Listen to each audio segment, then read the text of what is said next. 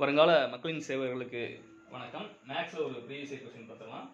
2, 4, 8, 16 அப்படியே தொடர்ந்து போய்கிட்டே இருக்கு. 1024 அது வரைக்கும் போகுது. 1024 வரைக்கும் போகுது. அதான் லாஸ்ட் நம்பர். என்ற தொடரில் உள்ள உறுப்புகளின் எண்ணிக்கை என்ன? நம்பர் ஆஃப் டேர்ம்ஸ் அப்படிங்கிறத கேட்டிருக்காங்க. இப்போ 2 அப்படிங்கிறது முதல் உறுப்பு, 4 அப்படிங்கிறது இரண்டாம் உறுப்பு, 8 அப்படிங்கிறது மூன்றாம் உறுப்பு. இந்த மாதிரி 1024 அப்படிங்கிறது எத்தனையாவது உறுப்பு அப்படின்றத கேட்டிருக்காங்க. ஃபர்ஸ்ட் இது என்ன தொடர் அப்படின்றத படிக்கணும். ஒரு கூட்டுத்தொடர் வரிசை அப்படின்னா இரண்டு அடுத்தடுத்த உறுப்புகளின் வித்தியாசம் ஒரே மாதிரி இருக்கும்.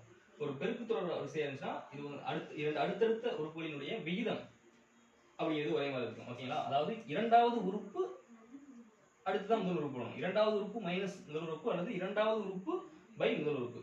இது பார்க்கறதுக்கு நமக்கு தெரியும். இது ஒரு பெருக்குத்தொடர் வரிசை மாதிரி இருக்கு. அப்ப ரேஷியோ கண்டுபிடிச்சோம் அப்படின்னா r = 4/2 என்ன வருது?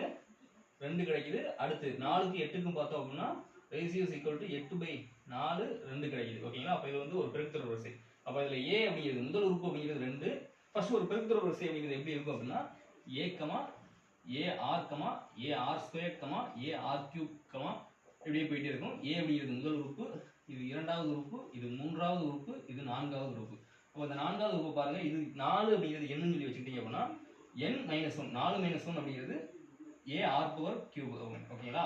பவர்ல அந்த எண்ணோட வேல்யூ -1 இருக்கும். அதாவது இதனுடைய அமைப்பு எப்படி இருக்கும் அப்படின்னா Pn = ar⁴n-1 அப்படிங்கிற இந்த அமைப்பின்படி தான் இருக்கும். அப்ப இந்த 1024 அப்படிங்கிறதும் என்ன இருக்கும்?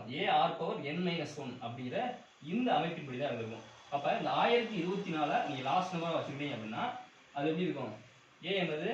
a முதல் உறுப்பு 2, a முதல் உறுப்பு 2, r நம்ம என்ன கண்டுபிடிச்சிருக்கோம்? ஆல்ரெடி 2 கண்டுபிடிச்சிருக்கோம். Into 2/tn. நமக்கு என்னோட வேல்யூ தான் கேட்டிருக்காங்க. n வேல்யூ நமக்கு தெரியாது. அப்ப n-1.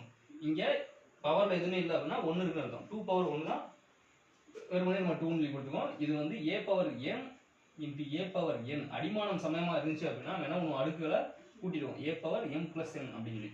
அப்ப இங்க என்ன கிடைக்கும்?